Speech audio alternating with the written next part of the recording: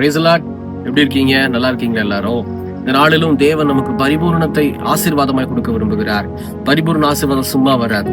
நேற்றைய தினத்துல பார்த்தோம் எஸ்ராவினுடைய உபவாச ஜெபம். தொடர்ச்சியா அந்த 2வது பாயிண்ட் எஸ்ரா என்ன செய்யறாருன்னு பார்க்க போறோம். 8:21 பாருங்க. 2வது பாயிண்ட் எங்களுக்காக தனக்காக ஜெபிக்கிறார் எஸ்ரா. முதல்ல நமக்காக நம்ம ஜெபிக்கணும். மத்தவங்களுக்காக ஜெபிப்பது ரொம்ப ஆசீர்வாதம், வேண்டான்னு சொல்லல. ஆனா சுவர் இருந்தாலும் சித்திரம் வரைய முடியும் இல்லையா?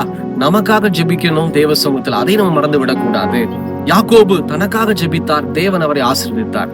எதற்காக யாக்கோபு ஜெபித்தார் அப்படின்னா, யாக்கோபு இதோ ஏசா தன்னுடைய சொந்த சகோதரனை நினைத்து பயந்து போய் தேவ சமூகத்துல ஜெபிக்கிறார். எதனால ஜெபிக்கிறாருன்னா, ஆண்டவர் சொல்றாரு, நீ ஒரு நாள் இந்த தேசத்துக்கு திரும்பி வருவ, நான் உன் கூட இருந்து உன்னை ஆசீர்வதிப்பேன், நான் உனக்கு சொன்னதை செய்யும் அளவு கைவிடுவதில்லை. ஆதியாகமம் 28:15 தேவன் வாக்குத்தத்தம் பண்ணிட்டார். எப்பன்னா சகோதரன் நினைத்து பயந்து தன்னுடைய தாயுடைய ஊருக்கு கடந்து போகும்போது வாக்குத்தத்தம் பண்ணினது.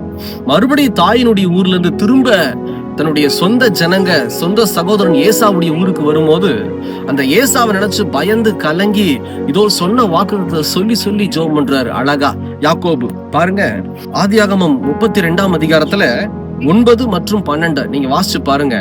9ஆம் வசனத்திலையும் அவர் சொல்லியிருப்பாரு, ஆண்டவரே உன் தேசத்துக்கும் உன் இனத்தாரிடத்துக்கும் திரும்பி போ, உனக்கு நன்மை செய்வேன் என்று என்னுடனே சொல்லி இருக்கிற கர்த்தாவே. அது மாத்திரமல்ல, 12ஆம் வசனம், தேவரீரோ நான் உனக்கு மெய்யாகவே நன்மை செய்து உன் சந்ததியை எண்ணி முடியாத கடற்கரை மணலை போல மிகவும் பெருக பண்ணுவேன் என்று சொன்னீரே. அப்போ கர்த்தர் கொடுத்த வாக்குத்தத்தத்தை சொல்லி சொல்லி தனக்காக ஜெபிக்கிறார் யாக்கோபு.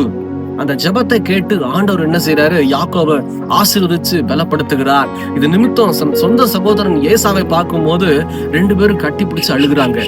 தேவன் சமாதான ஆசீர்வாதத்தை அந்த இடத்துல கட்டளையிடுகிறார்.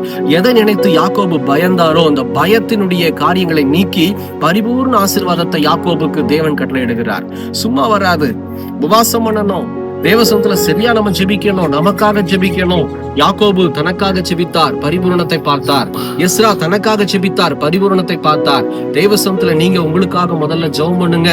அடுத்ததுதான் மற்றவங்களுக்காக நீங்க அதிகமா ஜெபிக்க முடியும். தேசத்துக்காக, பிறருக்காக அதிகமா நம்மளால ஜெபிக்க முடியும். மற்றவங்களை ஆஸ்வதிப்பாராக. God bless you.